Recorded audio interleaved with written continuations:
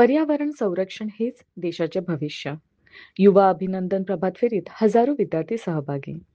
स्वातंत्र्य दिनाचे औचित्य साधून पर्यावरण बचाव भारत बचाव महाअभियान अंतर्गत आयोजित करण्यात आलेल्या 15 ऑगस्ट युवा अभिनंदन पर्यावरण प्रभात फेरीला ठाणेकरांचा उत्स्फूर्त प्रतिसाद मिळाला.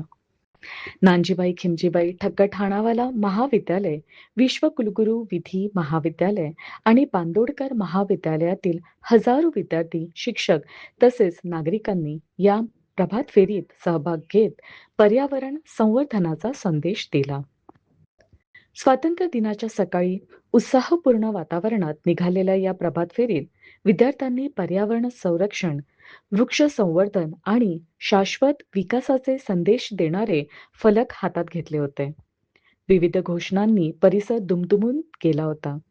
विद्यार्थ्यांचा उत्साह आणि पर्यावरण विषयक संदेशाकडे नागरिकांचे विशेष लक्ष वेधले गेले.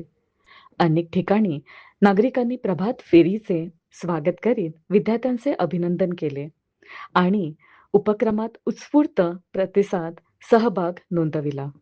यावेळी सर श्री अशोक एनजे यांनी युवकांचे अभिनंदन करताना पर्यावरण संरक्षण ही केवळ सामाजिक जबाबदारी नसून देशाच्या भविष्यासाठीची अत्यावश्यक गरज असल्याचे प्रतिपादन केले. आजच्या युवकांनी पर्यावरण संवर्धनाची जबाबदारी स्वीकारली तर येणाऱ्या पिढ्यांसाठी अधिक सुरक्षित आणि सक्षम भारत घडविता येईल असा संदेश त्यांनी दिला.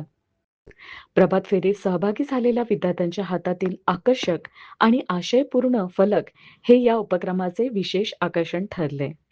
येथे विद्यार्थ्यांनी हातात घेतलेल्या फलकांवर पर्यावरण संवर्धनाचा संदेश समाजातील प्रत्येक घटकापर्यंत पोहोचवणे आणि युवकांच्या सकारात्मक कार्याचे अभिनंदन करणे हा या उपक्रमाचा भाग होता. युवक, शिक्षक आणि नागरिकांच्या सहभागामुळे स्वातंत्र्य दिनाला पर्यावरण संवर्धनाच्या सामाजिक चळवळीची जोड मिळाली.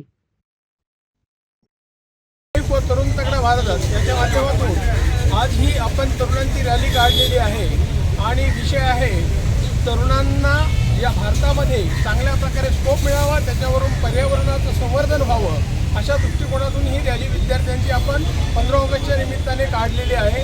आणि ह्या 15 ऑगस्टच्या रॅलीचं वैशिष्ट्य असं आहे की त्यांनी काही आपल्याला दाखवून दिलं आहे की ही जेनजी जी पिढी आहे ही कुणापेक्षाही कमी नाही. त्यांना अतिशय चांगला आत्मविश्वास आहे आणि त्याचबरोबर त्यांच्यावर चांगल्या प्रकारची मॅच्युरिटी आहे. त्यांनी दिल्लीमध्ये दाखवून दिलं आहे की जर शिक्षणामध्ये किंवा कुठेही अफरातफर होत असेल, काही पेपरफुटी होत असेल तर त्या संदर्भात त्यांनी दिल्लीमध्ये शिक्षण मंत्र्याला राजीनामा देण्यापर्यंत ताकद दाखवून दिलेली आहे.